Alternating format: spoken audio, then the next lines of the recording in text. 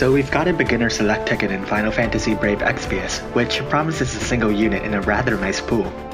The one downside is that some of the units in the pool are grossly outdated, or literally getting a better version released in the same time period. I'm here to help you choose a unit that you won't regret choosing. Alright, first things first. If you have a favorite unit here, choose that one. Throw all other advice I'm about to give out the window. Nothing tops personal enjoyment in this game, and don't let an app blind you to the world of Final Fantasy. It's funny that I say this though. I've never played a single Final Fantasy game, except for this one of course, so I don't have a favorite. But if you have to push for my favorite unit in this game, then it'd be 11. Now, another thing. We haven't received the expiration date for these tickets. You could just hold on to them and make your decision later, which isn't a bad idea at all. I would suggest hanging on to these as your roster develops and see what roles you need to fill. Also, if you need more specific advice, feel free to ask away in the comments below. First, I think the best way to organize this is by tier list. Everyone likes to look at a tier list. From an objective point of view, they're aesthetically pleasing and easy to understand. From a subjective point of view, they're all wrong. But that aside, I'll be making this tier list in an unbiased form of oh look, it's Awakened Warrior of Light, who would have seen that coming. This guy is genuinely one of the strongest physical tanks in the game. And in a game full of great tanks, he's more or less tied with everyone else. If you're a new player, be aware that he can't always give your team 50% general mitigation, which other top tier tanks do have. It stops him from beating out everyone else. But he's still the best physical tank here since you can't pick those other tanks anyways. Unless you already have a very strong physical tank, there's not many other reasons not to choose him. Foka is a very solid healer that can provide some support. Not only are her heals good, but she can also provide immunities to almost every single nasty effect that bosses throw at you, and even has some enhancements that can make her better. In terms of her ability awakenings, I recommend getting her Flowing Water skill to +2 as your first priority. She's not quite the best healer out there, but she's by far the best on this list. Seacard is another physical tank. Unlike Awakened Warrior of Light, he can maintain general mitigation on the party, but he's just not as good in any other aspect. I would definitely not recommend picking him over Warrior of Light unless you have something in mind for this guy. But then you probably don't need the rest of this opinion anyways. If you really need a damage dealer, Awakened Onion Knight is likely the best option here.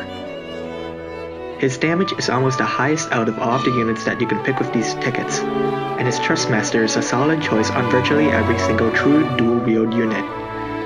But listen, he does not compare to any of the top damage dealing units, and that's at the time this video is released.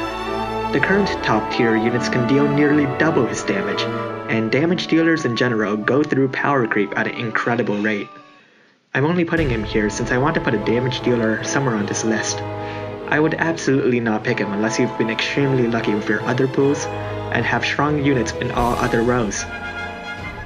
By the way, I'm aware that Beatrix outdamages Awakened Onion Knight, but I think that his Trustmaster makes him a better choice, since either unit would get replaced very quickly, but his Trustmaster is just better than hers. Awakened Rain is the best magic tank in this pool, but as with Awakened Onion Knight, being the best to let you choose from and being actually top tier are two very different things. His kit is very bare bones right now, and he is a poor option unless you're desperate for any magic tank, even if they're not a great one. Heavenly Technician Lid is a viable breaker, and breakers are an absolutely essential row, which is why she's up here. However, her baseline kit is pretty bad. She requires her ability awakenings to be truly effective, and for new players, it will likely be at least a month before you can afford to awaken any of her abilities. And even once you do, she's far from being the best breaker. Again, this is a only if all of your other bases are covered kind of situation. Crown Prince Noctis is a pretty solid finisher, but finishers are usually a very poor choice for new players for a whole host of reasons that I won't go into here. So I would really advise against picking him unless you have all of your other bases covered. But if you progressed in the game, Noctis would be a great choice. He functions great as a solo damage dealer, isn't picky with weapons, and can provide some elemental resistance and 3 south stacks of evasion. While you're still struggling to gear and enhance your units to be able to even survive the scoring trials without dropping dead, Noctis will be able to carry you through pretty much any event except for those Dark Vision and Global exclusive gimmick events, without needing much assistance, and will make gearing a bit easier. He doesn't need as much defense or elemental resistance, and has plenty of killer passives, and can also free up said gear for other units. Sid is another finisher.